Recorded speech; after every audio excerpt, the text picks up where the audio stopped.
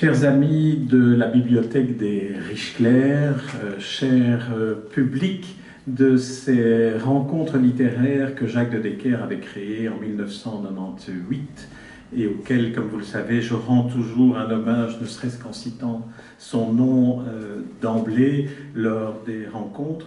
Et je pense pouvoir dire que s'il était encore parmi nous, ce livre que nous allons évoquer, Aquam, de Bernard Antoine, qui est mon invité aujourd'hui, lui aurait certainement non seulement plu, mais je suis sûr qu'il l'aurait défendu à deux titres. En premier lieu parce que c'est un vrai roman, c'est un roman dense, c'est un roman qui répond vraiment à ce qu'on peut attendre de la littérature, c'est-à-dire à nous interroger, à nous faire nous interroger sur le monde tel qu'il va, tel qu'il est, à développer dans un style, puisque un roman c'est de la littérature, donc c'est aussi une manière d'écrire, en plus d'une manière de raconter le monde. Il y a un style qui est un style d'un auteur mûr, d'un auteur affirmé. Or, de Bernard Antoine, ce roman Aquam n'est que le deuxième roman. Alors, Bernard Antoine, merci d'avoir fait le déplacement. Ma première question portera en fait, et vous en doutez un peu puisque nous avons échangé un email à ce propos, ma première question portera un peu sur la trajectoire que vous avez suivie pour publier à 3 ans d'intervalle un premier roman en 2018 qui a obtenu un prix important public qui est le prix des lecteurs de la bibliothèque, des bibliothèques de la ville de Bruxelles, un prix donc manifesté par le public qui s'est intéressé à votre livre. Il y a un deuxième prix qui est un des plus grands prix littéraires belges, même s'il est plus récent que le Rossel, qui est le prix Saga Café, qui est donné à Liège à un premier roman. Ici, nous sommes devant un deuxième roman. Je peux dire que vous n'avez pas 18 ans, en plus la vidéo permettra aux spectateurs de le vérifier. Qu'est-ce qui vous a conduit, quel est votre cheminement pour aller en littérature, écrire 2 romans, et en plus des romans de cette envergure-là, ce dont on parlera ensuite? Je crois que chaque fois qu'on me pose ce type de questions, à savoir le pourquoi la littérature, le pourquoi la littérature en ce qui me concerne aussi tard, pourquoi ce type de littérature, j'ai toujours la même réponse forcément au départ, qui est de dire, moi je ne peux répondre quant à cette envie littéraire et cette envie d'écrire que par la passion que j'ai toujours eue pour la littérature. Cette passion que j'ai pour la littérature, je la dois, comme c'est souvent le cas, je la dois sans doute à ma mère, qui m'a offert mon premier bouquin alors que je devais avoir 7 ans. Je crois que je commençais à lire et ça ne m'a jamais quitté. Alors pourquoi maintenant? Parce que, comme j'ai eu l'occasion de vous l'écrire lorsque nous préparions cette petite rencontre, je suis un grand amateur, un amoureux, j'ai envie de dire, de littérature américaine. J'ai quelques auteurs fétiches qui peuvent être de John Irving, qui sont Philip Roth, qui peuvent être aussi plus récents, des gens comme Richard Powers ou Donatarte. Et ce que j'aime dans cette littérature, c'est cette capacité qu'ont ces auteurs nord-américains, états-uniens notamment, de pouvoir nous raconter des histoires sur un long terme, des histoires qui sont portées par un souffle en général assez formidable, et cette capacité également qu'ont les Américains de pouvoir un petit peu triturer leur histoire nationale, parfois même leur histoire personnelle, dans un cadre qui est toujours lié à ce qui se passe à un moment ou à un autre, c'est-à-dire le moment où ils mettent en scène leur roman dans l'histoire américaine, de parvenir à la triturer de manière telle à ce que la fiction nous la rend encore plus compréhensible que lorsque on lit un journal, qu'on lit un livre écrit par un historien. C'est mon sentiment. Alors, je terminerai par pourquoi aussi tard? Eh bien, parce que pour moi, cette littérature, avec ce souffle-là, c'est la littérature. Et il a fallu longtemps pour que je me sente à un moment capable de pouvoir dire, si j'écris un roman avec du souffle. Et il m'a fallu très longtemps pour oser me lancer dans l'écriture d'un roman. Et donc, je m'y suis lancé il y a une dizaine d'années, parce que, pur et nu, d'abord je travaillais, j'avais quand même une vie professionnelle, une vie familiale, des enfants, etc., qui me prenaient quand même pas mal de temps, et je ne voulais pas perdre ça. Donc, ça voulait dire que j'écrivais de manière relativement sporadique. J'utilisais mes week-ends, j'utilisais de temps en temps mes soirées, etc. Donc, pur et nu, le premier livre, il a pris 5 à 6 ans pour être écrit. Le second, beaucoup moins. Le second, Aquam, m'a pris grosso modo 3 ans. Et le troisième, je crois que je l'aurai terminé pour la fin de l'année prochaine. Alors, je retiens une bonne nouvelle, c'est qu'il y a un troisième. Et ce que vous me dites, et là je vais vous demander de réagir, me fait penser donc que la lecture et la lecture intensive telle que vous l'avez pratiquée, de certains romanciers que vous avez choisis, d'une certaine littérature que vous avez choisie, peut conduire à former le style. Parce qu'en vous lisant, et ça on y reviendra plus tard, en vous lisant, on se rend compte que ce roman aurait pu être écrit, Aquam, je n'ai pas lu votre premier roman, Aquam aurait pu être écrit par un écrivain qui a déjà dans sa bibliographie un grand nombre de romans, de nouvelles, d'essais, de tentatives d'arriver à ce point d'aboutissement-là. Est-ce que vous me confirmez donc que la lecture était pour vous, et comment, de quelle manière est-ce que vous vous appropriez par la lecture la capacité d'écrire? Alors je vais vous avouer une chose, c'est qu'un livre, je le lis systématiquement 2 fois. 2 fois de suite. D'abord, je le lis parce que j'ai envie de me laisser entraîner dans le roman lui-même, dans son histoire. Je n'ai pas envie de m'arrêter. Et la deuxième fois parce que souvent, lorsque j'ai vraiment aimé un livre, je me demande pourquoi est-ce que j'ai aimé ce livre au-delà du récit.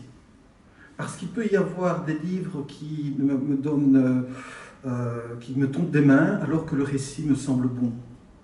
Si je dois vous donner un exemple d'un livre qui a eu beaucoup de succès, qui est l'affaire Harry Muder, par exemple, que beaucoup m'avaient conseillé de lire, on dit tu vas voir, c'est extraordinaire, tu ne vas pas le lâcher. J'ai essayé 2 fois, une fois j'ai lu 30 pages, la deuxième fois 50 pages, il est tombé des mains parce que je me suis dit, il n'y a rien là-dedans à part le récit.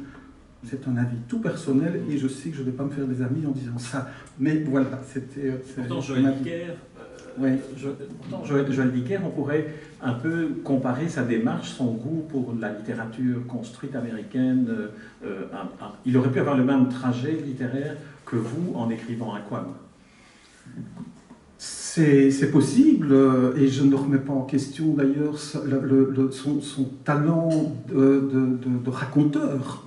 Je crois que dans le récit lui-même, me semble, je ne suis pas allé jusqu'au bout, donc, mais bon, je peux comprendre qu'on accroche. Par contre, je n'y voyais pas vraiment un vrai travail de romancier tel que moi je l'aime en tout cas. Peut-être que là, alors, la différence et l'endroit où il faudrait aller peut-être investiguer davantage, c'est le style qui est, on vous l'avait dit, à la narration, il y a le fait de situer une histoire, de créer des personnages, on y viendra après, mais il y a aussi le style. Et alors, j'aurais voulu faire ici un petit exercice d'abord sur la double lecture. En fait, c'est aussi une démarche que j'ai adopté moi lorsque je dois rencontrer un écrivain et parler de son livre. Je me suis rendu compte que la première fois que je lis un livre en me disant je vais rencontrer l'écrivain, je ne parviens plus à lire et à me laisser hypnotiser par l'histoire, donc je dois lire 2 fois aussi, la deuxième fois avec mes notes. Donc, mais la première fois, justement, où j'ai lu votre livre, où j'ai ouvert votre livre, les 5 premières lignes m'ont décidé à tout de suite demander à la bibliothèque des Riche-Clair de vous inviter pour vous rencontrer. Avant d'avoir continué, je vais vous lire le prologue de ce roman. Ce petit bâtard au poil ras pissait chaque matin sur le monument aux héros de la Grande Guerre, dressé raide sur la place de l'hôtel de ville. Il expédiait son affaire en humant les relents du petit matin, puis repartait vers le fleuve, la truffe fouineuse et la queue fouettant l'air chargé de vapeur d'essence. C'était un roquet beige, sans maître ni Dieu, qui passait sa vie à truander les chats du quartier et à écorcher les rats qui s'aventuraient hors des avaloirs de fonte. Il en déposait les dépouilles au pied d'un griffeton agonisant, dans les plis de son paletot de pierre, les yeux révulsés et la tête posée entre les mains d'un ange androgyne aux traits niais. Quand vous entrez dans un roman dont vous savez par la suite que la guerre 14-18 va être évoquée et des cataclysmes post-2020, vous vous rendez compte que le style est d'emblée inscrit. Alors, à partir de cet incipit, j'aimerais vous demander, Bernard-Antoine, comment vous organisez votre travail d'écriture. Cette fois-ci, dans ce roman-ci, on est, pour ceux qui n'ont pas encore lu le roman, on est sur deux récits parallèles qui s'entrelacent de chapitre en chapitre. L'un débute pendant la guerre, au début de la guerre 1914, au moment où des Allemands, tout près de Liège, massacrent une famille entière sous les yeux du petit garçon, enfin de l'adolescent, il a 14 ans, Jean-Baptiste, qui assiste à ce spectacle, y survit et se promet de se venger de l'officier allemand qui a présidé au massacre de sa famille. La vengeance est la thématique qui suit un des fils narratifs. On reviendra au deuxième après. Alors comment organisez-vous le travail? Parce qu'il y a de la documentation, il y a une partie documentaire. Comme c'est un roman, il faut connaître les détails de la guerre 14-18 pour pouvoir les raconter. Alors, moi j'ai entendu dire à plusieurs reprises que un roman est déjà écrit avant qu'il soit écrit. Ça vaut ce que ça vaut. Mais moi, ça me parle un petit peu parce que ça me permet de répondre à votre question, en ce sens que moi, j'ai une idée assez floue de départ. Et puis, je me laisse totalement entraîner dans mon écriture et dans mon imaginaire. Je n'ai pas un plan, je n'ai pas... En fait, quand je commence un livre, c'est encore le cas pour le troisième sur lequel je travaille pour le moment, je ne sais pas où je vais au départ. Alors, il y a eu, aussi bien pour le premier que pour le deuxième, quelque chose effectivement qui m'a amené à démarrer. Et alors, puisqu'on parle d'Aquam ce soir, il se fait que moi je suis un auteur namurois d'origine, que j'ai fait une partie de mes secondaires à l'Athénée à Dinan. Et Dinan, moi j'ai fait mes secondaires, donc c'était grosso modo au début des années 70. Et j'ai été confronté à cette culture de la ville de Dinan, qui est toujours présente d'ailleurs aujourd'hui. Non, on n'oublie pas, et non, on n'oubliera jamais, et on est blessé de l'intérieur de génération en génération depuis le massacre Dites ce qu'on n'oublie pas pour ceux qui ne seraient pas dinantais. Voilà. Et donc, en fait, il y a eu des massacres en août 1914, qu'on appelle les massacres de la Meuse, et qui ont donné lieu à plusieurs centaines de morts. Des massacres d'une sauvagerie absolument invraisemblable. Et cette image-là m'est venue au moment où j'ai commencé à écrire Aquam. Et tout ce qui m'est remonté dans ma mémoire de gamin à l'époque, puisqu'on nous avait parlé, on nous avait raconté, on était allé voir l'endroit, ce fameux mur devant lequel 200 personnes ont été fusillées. Et donc, tout ça m'est remonté, sachant en plus que un jeune gamin, et ça c'est tout à fait véridique, a pu s'échapper de cette tuerie, de cette fusillade, en se faisant passer pour mort. Il a quitté le tas de cadavres vers 16-17 heures. Ce gamin est devenu médecin beaucoup plus tard, évidemment, et il se fait, le hasard, comme ça, il se fait qu'il a été le directeur médical de l'endroit où travaillait ma maman, qui était infirmière. Donc voilà, il y a des choses comme ça qui peuvent amener, me semble-t-il, un auteur à démarrer un bouquin. Donc, vous voyez, ça peut être beaucoup de choses totalement différentes. Alors, deuxième partie de votre question, oui, il y a beaucoup de recherches. Il y a énormément de recherches dans mon chef, parce que ces recherches-là, c'est justement ce qui m'amuse beaucoup.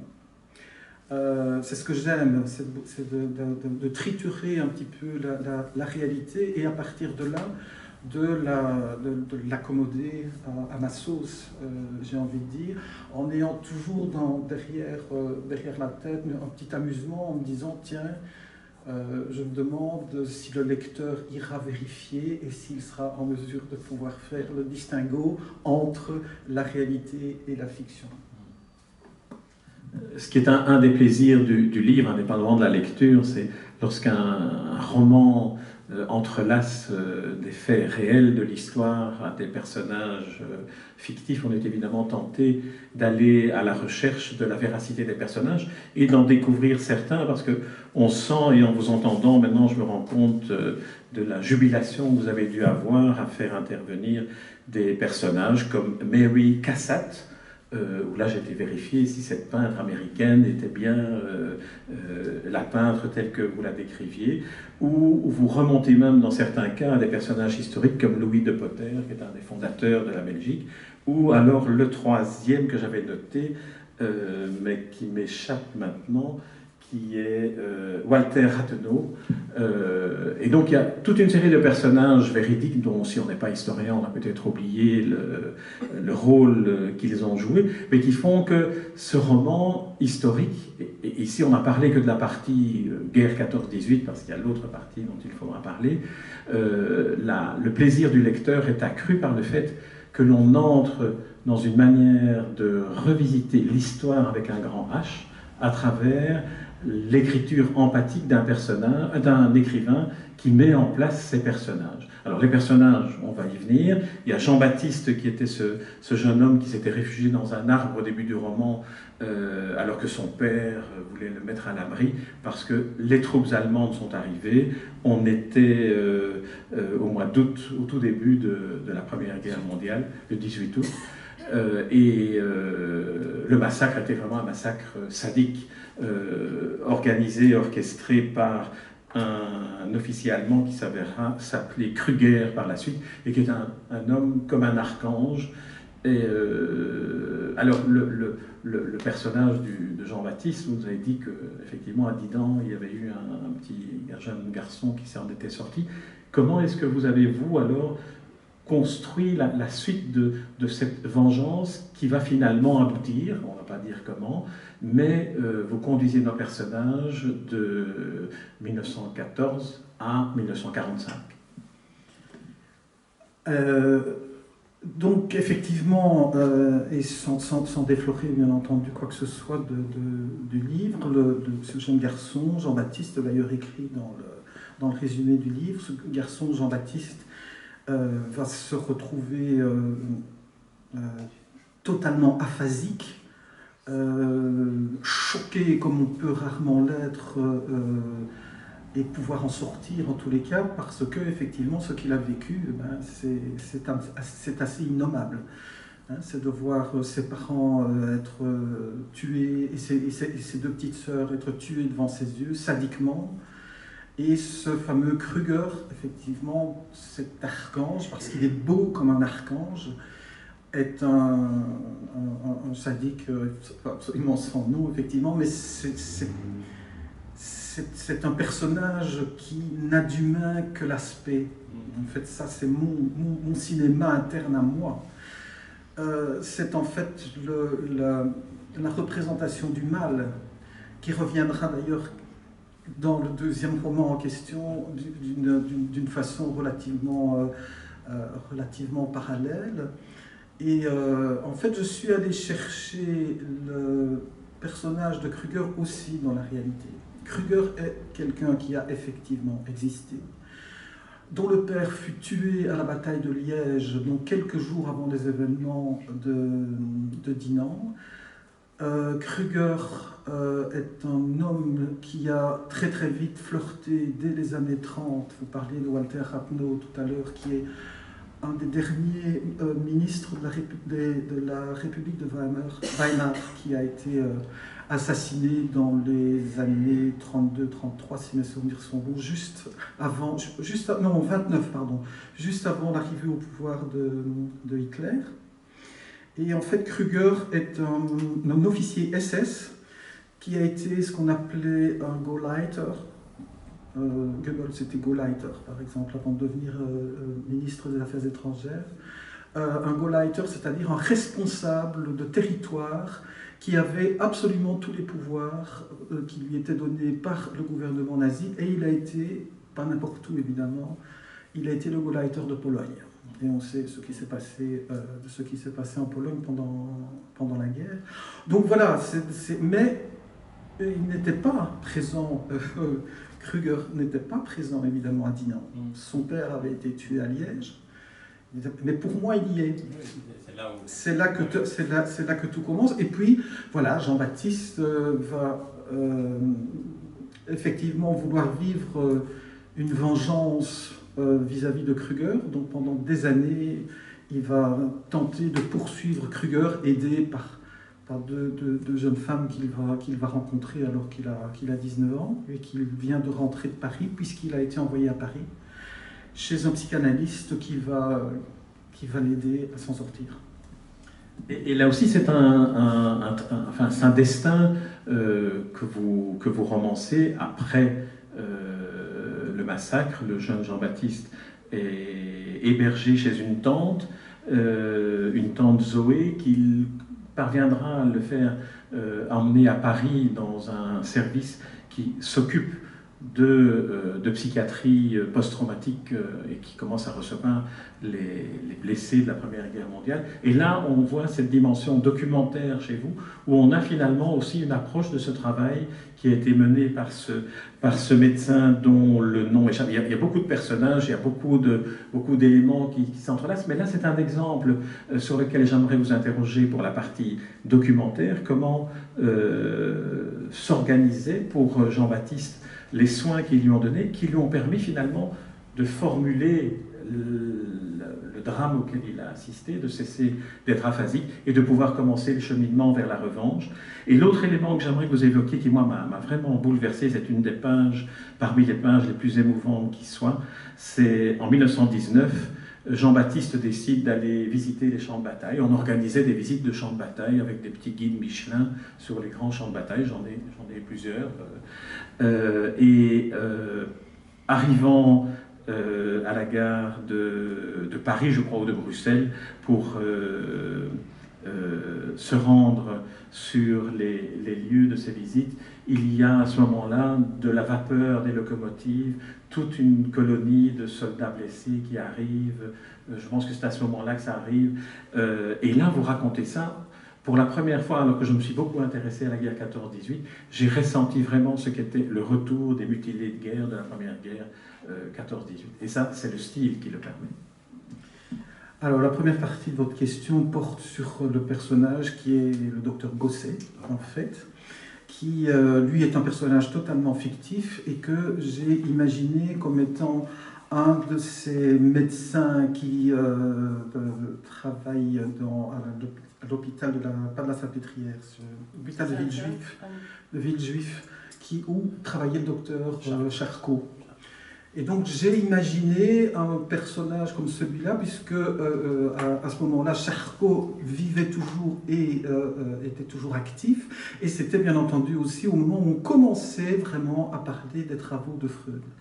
Et donc l'idée du docteur Gosset, c'était d'imaginer que la tante donc la tante Zoé en question du jeune Jean-Baptiste a fait des études à Paris, a rencontré le docteur Gosset à Paris, et le docteur Gosset l'a véritablement frappé en ce sens qu'il refusait de traiter les aliénés, comme on disait à l'époque, avec les méthodes de l'époque qui étaient les électrochocs, dans tout ce qu'on peut imaginer d'extrêmement violent. Pourquoi ? Parce que le docteur Gosset s'intéressait déjà à la psychanalyse et en tous les cas aux premiers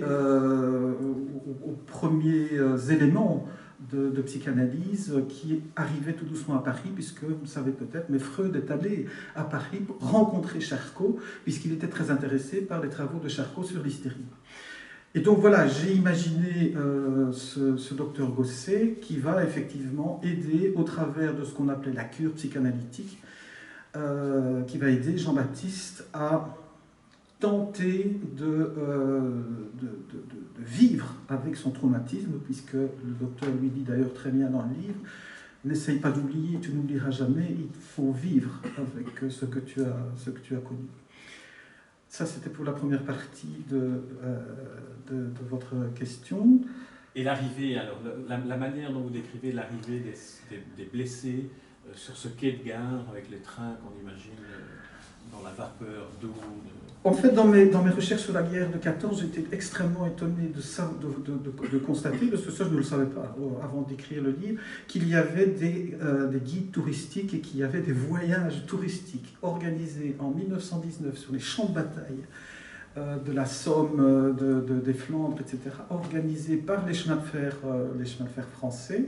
Et c'était véritablement des voyages touristiques. Hein. Les gens prenaient leur petit panier avec leur pique-nique et on achetait son ticket pour les champs de bataille. Et on partait le matin et on revenait à Paris le soir.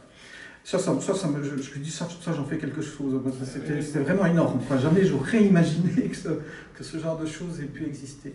Et donc j'imagine effectivement que Jean-Baptiste décide de rentrer à Dinan. Je vous signale d'ailleurs que la ville de Dinan n'est jamais citée dans le livre.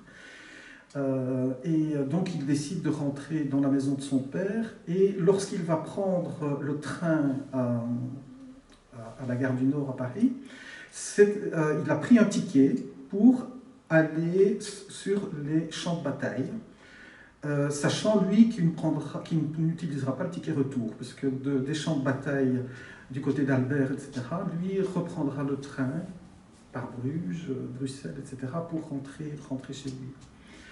Et donc l'idée c'était de me dire, tiens, si on organisait des voyages touristiques pour le tout venant sur les champs de bataille, je me suis dit, est-ce que les anciens combattants, les poilus qui étaient revenus du front, comment vivaient-ils ça, qu'on aille faire du tourisme là où eux ont vécu l'horreur? Et je suis allé plus loin, je me suis dit, bien tiens, on va imaginer qu'il y a une voiture qui leur était réservée. Ça, c'est l'imagination. Ça, c'est l'imagination. Ça, je n'avais pas retrouvé ça dans mes recherches. Non, ça c'est de l'imagination. Et donc, effectivement, c'est à ce moment-là que j'ai commencé à penser à ce que pourrait être une scène de gare bondée de touristes dans laquelle arrive soudain une colonne de gueules cassées, comme on les appelait, de manchots, de gens qui sont dans des petites voitures, etc., et qui vont retourner au milieu de ces touristes sur les champs de bataille avec le train. Voilà. Alors là, vous avez évoqué dans vos références littéraires la littérature américaine, mais en lisant ce passage-là, je me suis dit qu'il y avait aussi du Malaparte dans ce que vous écriviez. La peau, caput, il y a des scènes comme ça qui finissent par être d'un lyrisme total, alors qu'elles montrent une réalité sordide, cruelle, dure, violente, et finalement ça devient une image presque félinienne, je dirais, pour une référence cinéma. Alors, avançons un peu, donc quittons Jean-Baptiste, enfin plutôt, ne le quittons pas, mais observons un peu les personnes qui l'accompagnent. On a parlé de Zoé, cette tante qui va l'accueillir, parce que si elle ne l'avait pas accueilli, il se serait retrouvé à l'assistance publique, et donc Zoé, dont le mari était dans les champs de bataille, a accepté pendant la guerre 14-18 de recueillir Jean-Baptiste. 1919, Jean-Baptiste a 19 ans, il est né en 1900, donc voilà, il a 19 ans, et il fait une rencontre qui est en même temps passionnelle, érotique, tendre, avec deux femmes, Solveig et Pauline, qui sont deux amies, mais ils vont finalement constituer, on peut dévoiler, constituer un couple à trois, mais un couple à trois qui est raconté avec une telle tendresse que j'ai eu le sentiment de lire finalement une sorte de métaphore sur la force de la vie après la tragédie de la mort.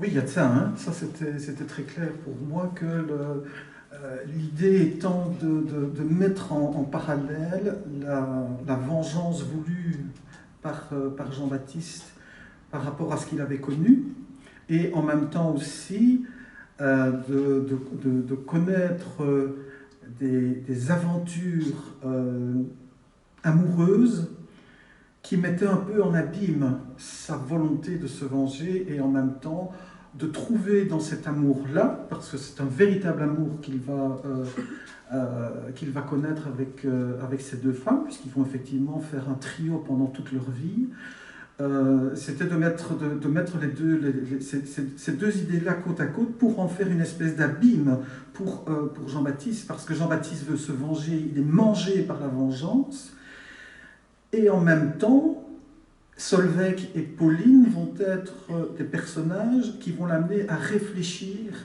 à se poser des questions sur cette vengeance, tout en soutenant, en le comprenant, mais en même temps en lui donnant tellement d'amour et de vie que la question de la vengeance va effectivement prendre un autre tour, je veux dire, chez Jean-Baptiste. Et puis, bon, l'aspect aussi qui était important pour moi dans ce couple de jeunes femmes, qui sont en fait des belles-sœurs, mais qui étaient des amies, effectivement, au départ, dont l'une des deux a épousé le frère de l'autre, qui est lui aussi un mutilé de guerre, qui va revenir de la guerre complètement détruit, qui va même être à ce point détruit qu'il détruit tout autour de lui. C'est une image qu'il de se détruit lui-même. Et qu'il se détruit absolument lui-même. Et ces deux femmes-là vont sortir de cette aventure-là, sans doute également grandies, mais ce sont deux femmes qui sont extrêmement libres, et ça c'était quelque chose d'intéressant à envisager. J'ai écrit ça bien avant MeToo, etc.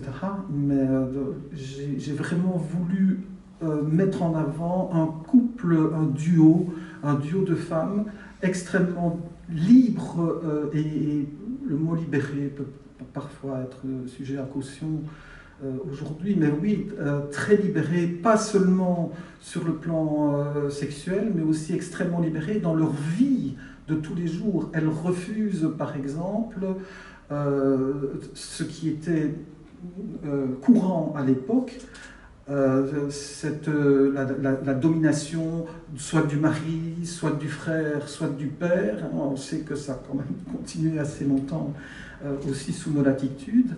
Et donc pour moi c'était assez important aussi de mettre ça en avant dans le cadre de ces personnages.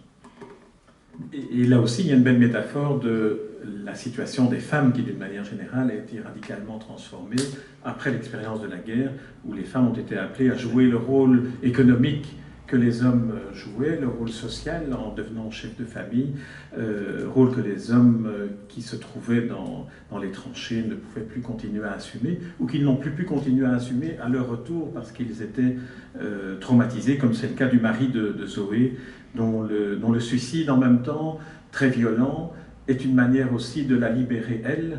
Et là aussi, on a ce qui est une autre dimension du roman par rapport à l'essai historique, c'est la valeur empathique et la valeur symbolique de la manière dont les épisodes sont racontés. Et ce sont un très beau trio de personnages que Solveig, Pauline et Jean-Baptiste. Alors, suivons un peu Solveig maintenant, parce que là, on n'a parlé que de la partie 1914, de la moitié du roman, puisque le roman est double. Il faut qu'on arrive à au deuxième récit qui s'entrelace au premier.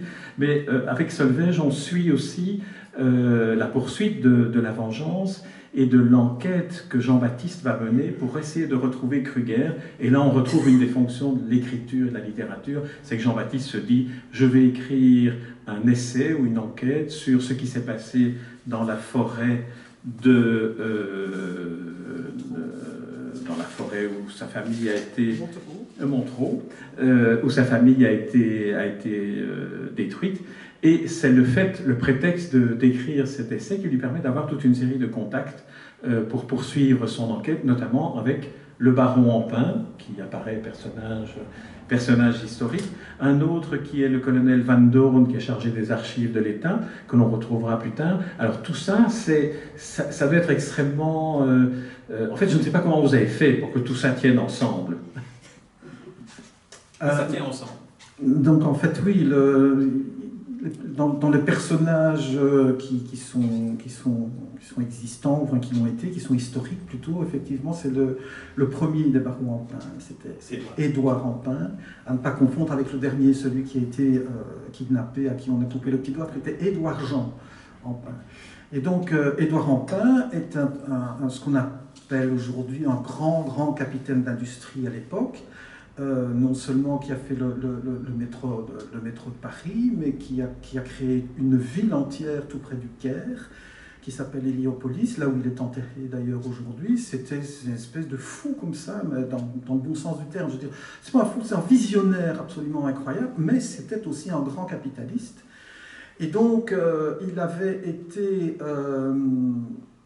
on avait été le chercher...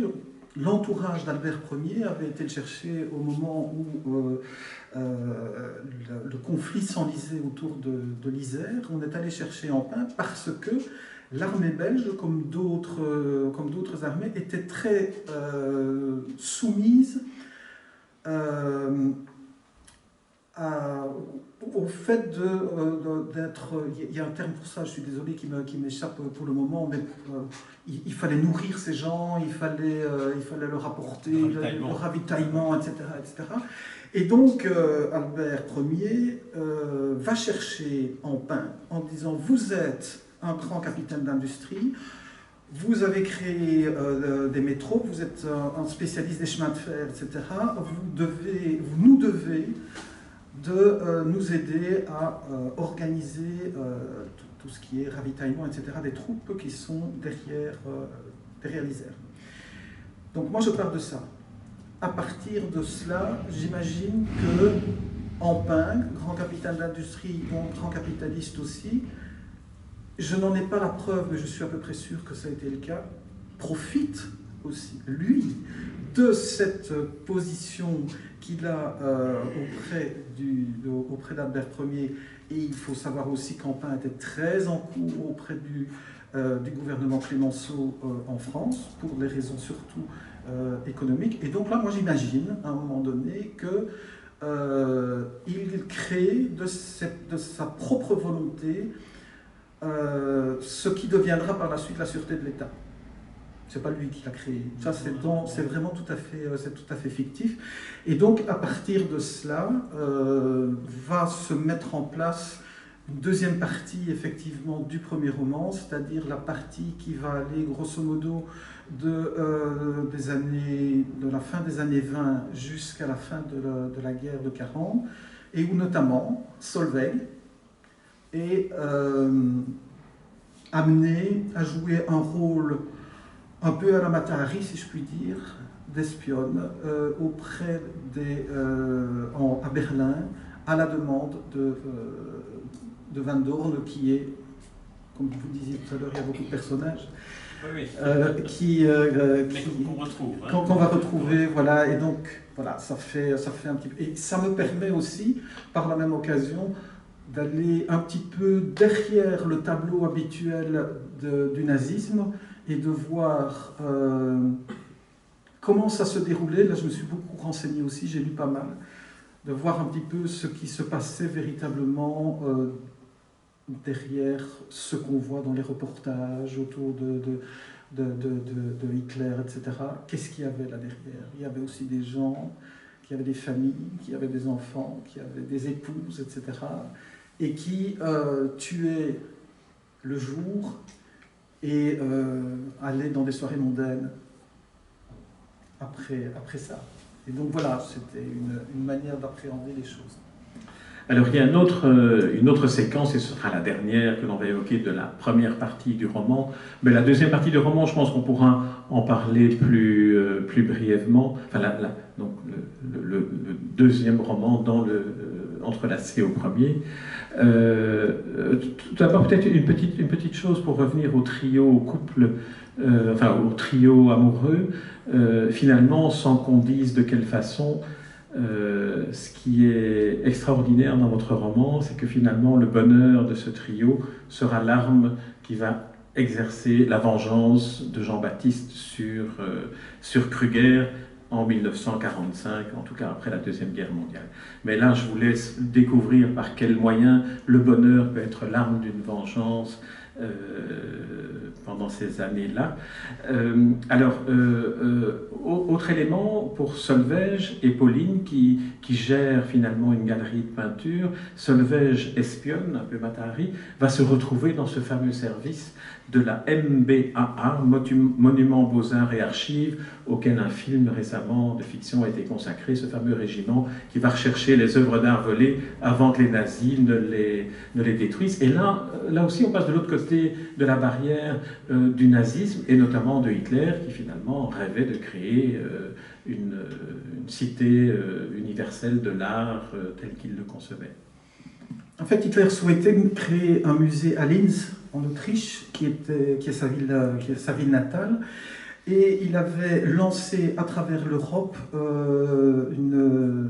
j'ai envie de dire, avec ses troupes, il avait lancé également toute une série d'experts en art qui avaient pour mission, dès qu'une ville européenne tombait sous la coupe nazie, de rafler tout ce qui était possible de rafler en termes d'art classique.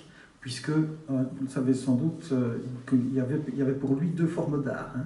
Il y avait l'art classique qui était le seul et vrai, et puis il y avait l'art dégénéré qui était l'art contemporain. Et donc ça c'est tout à fait exact. Hein. Et il y a un nombre absolument invraisemblable d'œuvres qui ont été volées par les nazis partout en Europe.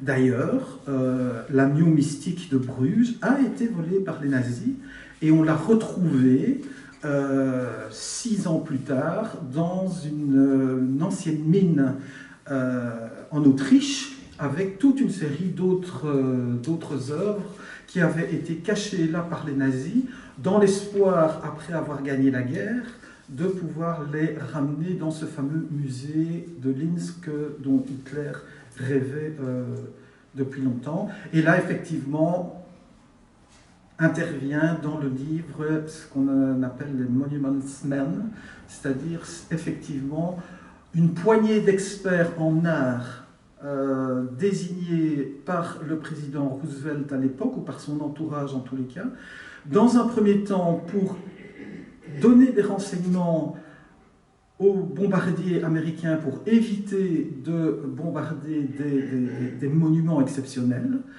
Et par la suite, parce que c'est l'histoire et les événements ont voulu ça, ils se sont rendus compte qu'il y avait un nombre important d'œuvres d'art qui avaient été volées et qui étaient cachées et qu'il fallait absolument les sauver. Et donc, effectivement, dans tout son parcours d'espionne, Solveig va être amené à travailler avec ces fameux Monuments Men. Alors, si vous voulez bien, pendant les quelques minutes qui restent, on va évoquer l'autre roman donc, qui se mêle au premier. Les chapitres pairs sont ceux de la guerre 14-18 jusqu'à 1945. Les chapitres impairs sont 14-18-1945. Et les chapitres pairs, grosso modo, sont tous consacrés aux événements qui se déroulent à partir de 2027, au moment où la grande faille, le grand tremblement de terre attendu à San Francisco et sur la côte ouest des États-Unis depuis la nuit des temps survient. Little Big One a lieu. Et là, je voulais vous demander pour quelles raisons et comment, mais surtout pour quelles raisons vous êtes dit il faut que j'ai une projection vers l'avenir de cette façon-là. Peut-être que c'est là aussi où on trouve, mais je vous laisserai confirmer ou pas, une des résonances du titre Aquam, Aquam qui est en latin l'eau à l'accusatif, si je me souviens bien. Vous avez écrit ce livre bien avant les inondations de la Vesdre, par exemple, bien avant les catastrophes écologiques. Vous inventez une communauté qui se retrouve à Montereau avec des personnages, dont un personnage Hugo qui lui aussi est un romancier. Cette projection-là, je comprends la fantaisie qu'elle vous permet aussi d'imaginer qu'en 2027, Donald Trump a été assassiné, que c'est Donald Trump Jr. qui essaye de recréer un État qui est gouverneur de la Californie, que c'est Madame Harris qui devient la présidente des États-Unis. Et donc là, pour vous, quelle a été l'intention et pourquoi est-ce que vous avez voulu avoir cette projection dans le futur, de cette manière-là? Pourquoi? D'abord, je dirais que sans doute parce que je suis un écologiste né, un environnementaliste plutôt, histoire d'éviter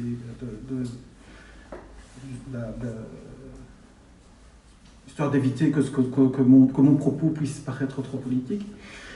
Et donc, ce qui se passe dans le roman aux États-Unis me permettait de pouvoir, sur base de début de ce deuxième roman, de pouvoir amener mon lecteur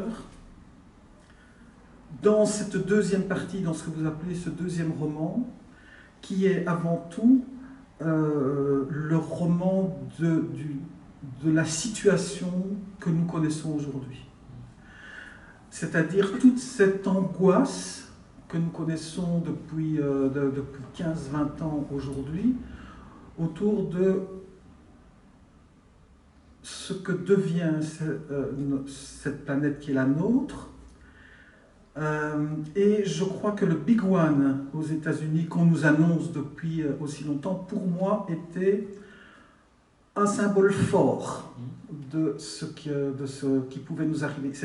C'est une catastrophe naturelle qui donne des conséquences absolument désastreuses pour les États-Unis. Et c'était pour moi important dans le sens où c'est un moment pour les États-Unis tel que je l'imagine, qui règne sur l'Occident, voire même sur la planète depuis la fin de la guerre maintenant. Si eux tombent, c'est tout le monde qui tombe. Et on se ramène alors, ça nous ramène alors à ce moment-là à ce qui se passe également en Europe. Il y a toutes ces autres angoisses qui nous minent depuis des années. Maintenant, on est devant une nouvelle guerre, nous sommes devant un problème climatique, nous sommes, il n'y a pas si longtemps que ça, devant des problèmes religieux, islamistes, pour ne pas le... Donc tout ça, il y a eu également, bien entendu aussi, une épidémie dont on n'en est pas encore tout à fait sorti. Donc il y a toutes ces angoisses aujourd'hui qui font de nous des êtres qui n'avons plus la capacité de pouvoir vivre au jour le jour sans se demander si demain ne sera pas pire que le jour qu'on a vécu. C'est quelque chose, moi je dis qu'il me mine, mais je crois que ça nous mine tous. Hein. Et comment faire pour traduire ça dans l'aspect romanesque? Et en même temps, et là c'était bien entendu aussi la question que sans doute beaucoup se posent, comment est-ce qu'on peut raccrocher ça à l'autre livre, dont ce premier roman dont vous parliez juste avant. Mais ça, on ne va pas le dire, si ce n'est que c'est lié quand même à des événements climatiques, et notamment à des inondations qui permettent, dans une réalité plausible, de relier la guerre de 14-18 et le massacre auquel dont Jean-Baptiste a été le témoin, à la fin du roman, la manière dont les événements de 2027 à 2028 se relient. Mais je me suis demandé en le lisant, et donc je teste cette lecture, je me suis dit dans le fond, une fois qu'on termine le roman, et ma deuxième lecture du roman, puisqu'on disait que je faisais 2 lectures comme vous, en fait j'ai lu la succession des chapitres pairs, et puis après j'ai relu la succession des chapitres impairs, et c'est là que je me suis vraiment rendu compte que les 2 romans avaient une autonomie propre, et qu'ils ne se rejoignaient qu'à la fin dans la partie symbolique que vous y avez mis.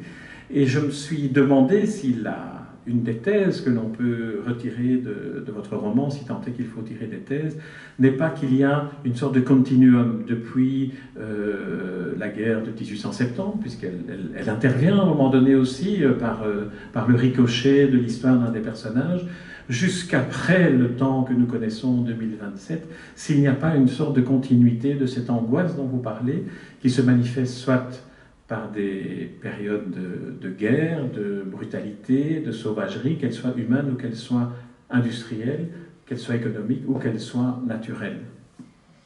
Alors ça fait partie des choses qui sont toujours intéressantes pour un auteur, c'est la lecture des autres. Moi, j'avais jamais pensé comme ça, mais sans doute il doit y avoir de ça, évidemment.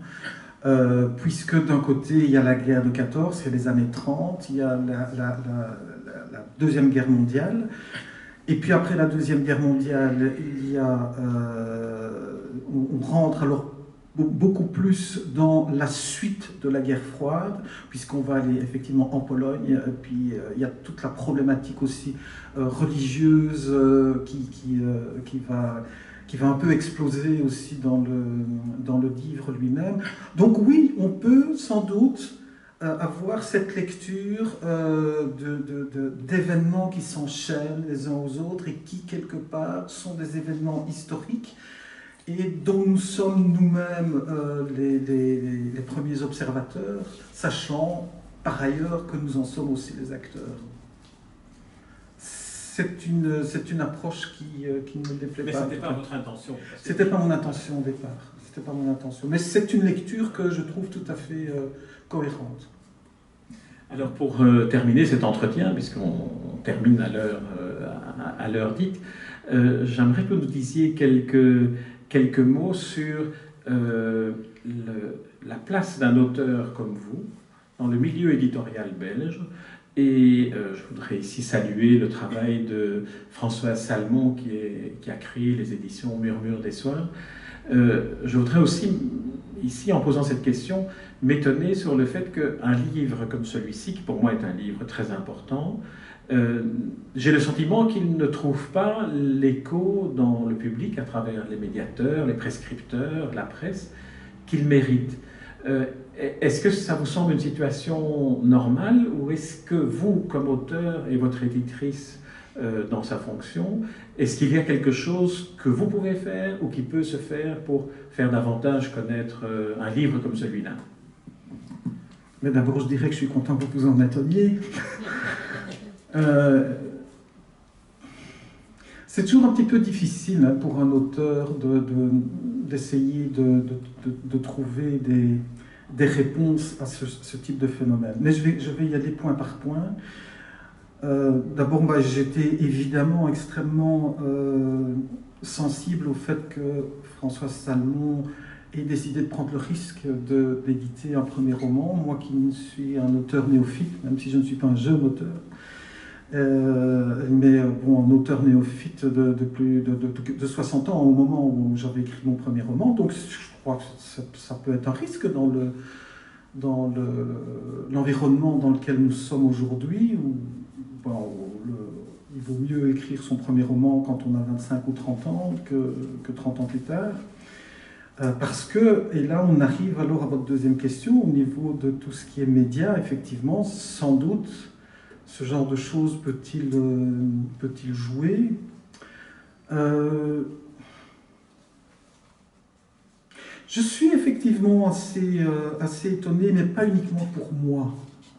Je suis étonné de la paresse, je pèse mes mots, de la paresse de notre presse dite mainstream, Le Soir, La Libre et autres, la RTB, etc., de cette paresse invraisemblable des journalistes et des critiques par rapport à ce qui se fait chez nous.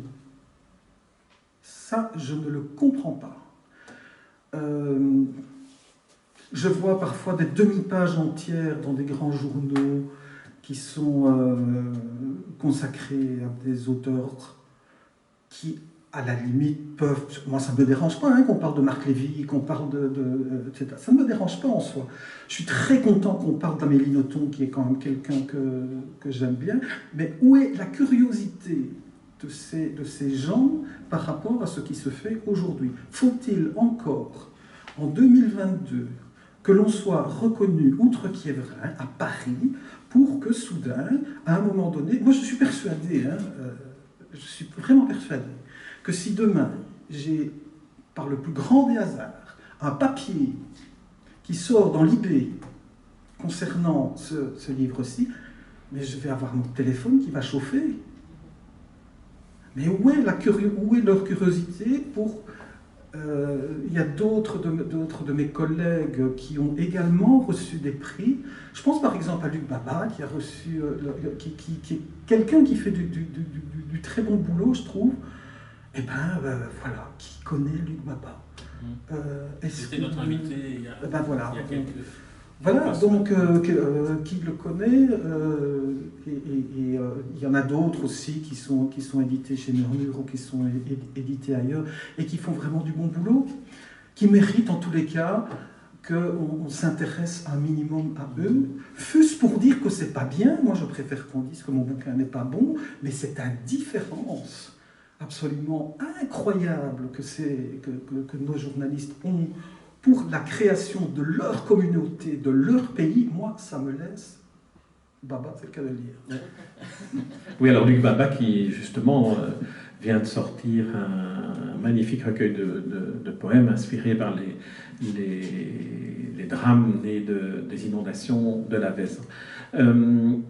Bernard Antoine, on va clôturer ici cet entretien. Je ne m'attendais pas à ce qu'il aboutisse à cette manière-là d'évoquer la manière dont on parle des livres, même si ma question s'orientait par là, elle était plus technique, je dirais, pour dire comment une éditrice peut aujourd'hui faire son travail et prendre les risques qu'elle prend sans avoir de garantie de pouvoir trouver le public, même pour un livre qui, comme je l'ai dit à l'entrée de cet entretien et que je répète, qui vraiment est un livre qui mérite d'être lu, qui mérite d'être connu et qui mérite d'être évoqué et de faire l'objet de débats et de rencontres comme celle-ci, parce que c'est un roman qui interroge ce qu'est la littérature, c'est un roman qui interroge quelle est la fonction du roman, et c'est un roman qui interroge ce qui est quand même un élément tout à fait essentiel, quelle est la place de la littérature dans la compréhension de l'histoire, mais aussi dans la compréhension de l'actualité.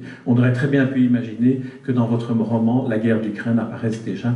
Elle est aux portes de certains passages du roman. Merci Bernard Antoine, et nous allons en tout cas nous faire, grâce à cet enregistrement, le travail de promouvoir ce livre qui n'a pas encore terminé son existence, j'en suis persuadé. Merci Bernard Antoine.